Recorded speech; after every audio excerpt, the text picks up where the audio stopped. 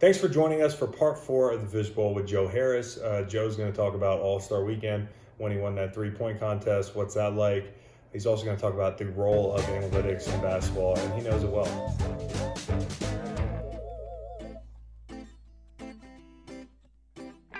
The fish isn't dead? Oh, he's just taking a nap. Yeah. So hold on. So we rolling? So that's the first. So we had to take a break here because we had to make sure the fish wasn't dead. My God. I don't think we're boring. I mean, it's just, the guy's taking a nap. He's just that species of fish that likes to nap. That was in his contract. He gets one nap every interview. So you were unsung, D League, the whole 9 yards, and you get to Brooklyn. And to me, you've been an integral part of that team. I've heard you say before in interviews that people might not know who I am. I wouldn't expect them to. But you're one of the game's best shooters. Yeah. And it was solidified with a 3-point contest. You almost weren't in the 3-point contest, right? Yeah. What goes into that process that people might not know about it? And then how do you practice for that? Yeah, so, 3-point contest, like all of the AllStar Weekend festivities, the All-Stars get, they get first dibs at it. So if any All-Star wants to shoot in the 3-point contest, they get priority. And even though I had shot, I think at the time, I think I was like second in the NBA in 3-point percentage. I was sort of like the last guy in. They had basically solidified everyone. I needed a couple of guys to sort of bow out in order for me to get the spot in. And then when I did get in, a lot of it is your agent and the team really pushing it. It's Right. The Nets want as many guys to be participating in AllStar Weekend as possible. So got in. Everybody was excited about it. I had to cancel my AllStar Weekend plans. I was set to go get a little sunshine, have a little break, but ended up going down to Charlotte. Awesome weekend with like friends and family, just hanging out, taking part. I didn't realize all the everything else that goes along with the actual the contests and the game. I mean, there's just tons of different media and different appearances, things that you have to do basically leading up to it. And then the contest itself, I mean, was awesome. It's just, for me, just always being a hoops junkie growing up. And I remember when I was a little kid, pretending like I was in the 3-point contest or pretending I was in like the dunk contest, So, obviously my dunk contest hopes were written off, but I still had a chance for the 3-point contest. So it was pretty surreal for me to participate in it and, be able to. Who are you watching the entire time? Is it like, this is Steph's thing to lose? Yeah, well, so that's the thing. It's like, else? Everybody, the way I looked at it was like, I'm obviously a super competitive guy, but I'm not going to go out of my way talking about how I want to win this thing or this and that. I was looking at it like, okay, this is an opportunity, that I'm just really appreciative to be here, take part in everything. But then as soon as, we started shooting, I was like, I'm here to try and win this thing. And obviously you have some of the game's best shooters. The 3-point contest has sort of become the highlight of the competitions over the weekend, especially when you have guys like Steph that are competing in it. He's back home, and Seth is shooting as well.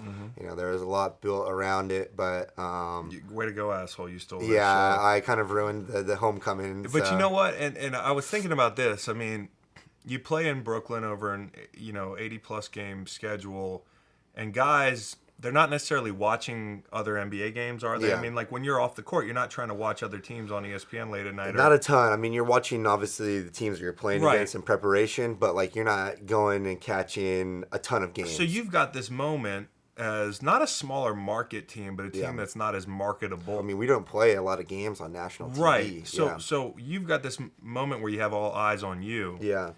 Does it creep in your head that like, hey, this is my chance to earn not only fans' respect, but my peers' respect that you've already probably earned by guys that know the game, but they got no choice but to watch you that night? Yeah, I mean, I thought about that a little bit, where, that's my thing, is shooting, and that's why I'm in the league, and so I felt like it was, opportunity for me to be, to show, what I was capable of doing. Right. And to be honest too, I after I shot in that first round, I didn't think that my score was even going to be good enough because when our practice round beforehand, all the guys, we all went through and had like a quick little practice round, and pretty much everybody was shooting between like 25 and 30, you know, on the makes. And like I knew I was going first, so I went first, and that was like the most like anxiety was just shooting, waiting to see what the heck happens. But Do you count them? Do you count them in your head? You have an idea, yeah. Okay. Yeah, definitely. Okay. Yeah.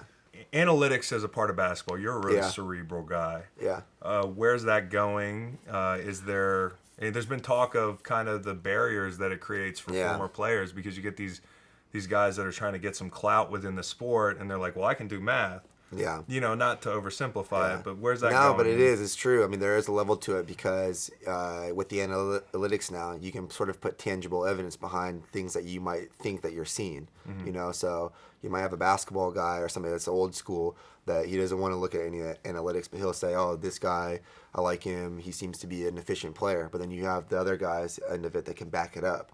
So it's interesting because you know there are teams that do it a little bit more extreme than others. And you look at like the Houston Rockets.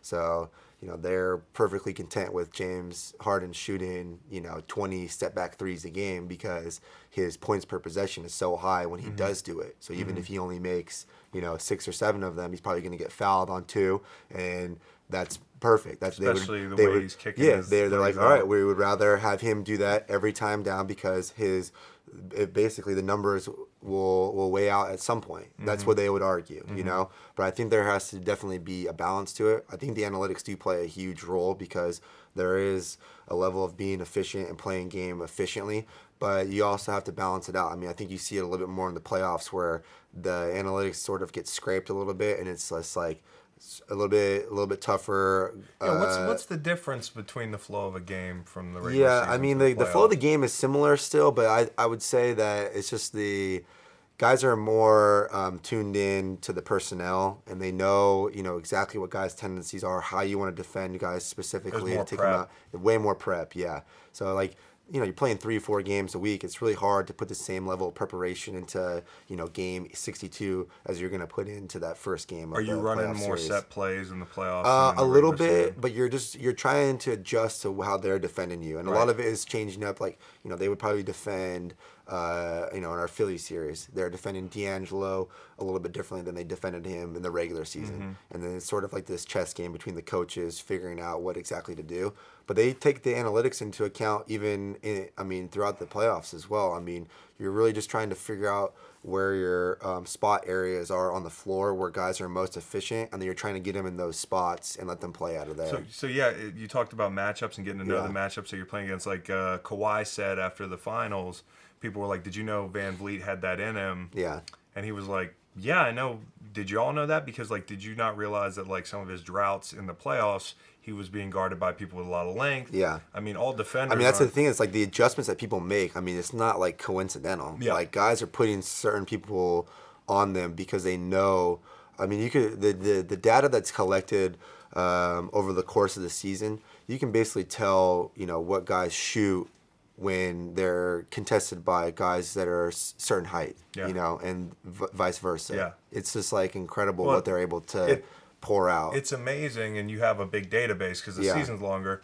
One thing I know you probably love about analytics is now there's a big science behind going away from the mid-range and taking more threes, yeah. I mean, have you heard people pushing that in various locker rooms? Yeah, it's the same thing. So that's the whole James Harden stuff. They want him just to shoot step back threes.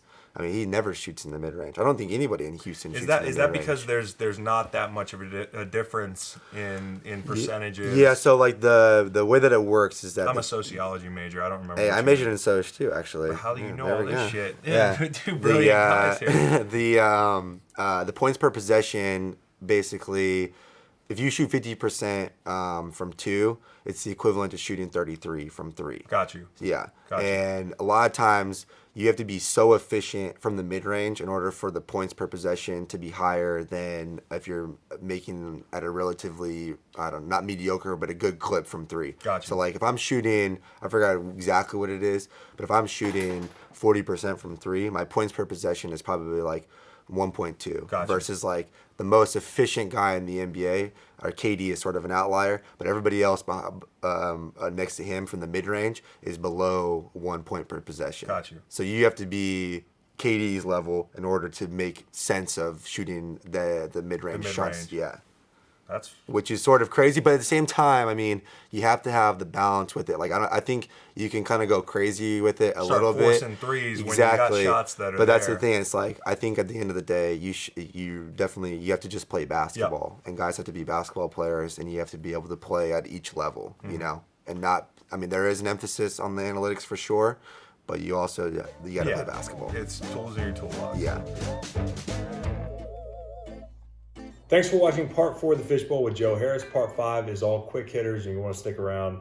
Total grab bag of topics.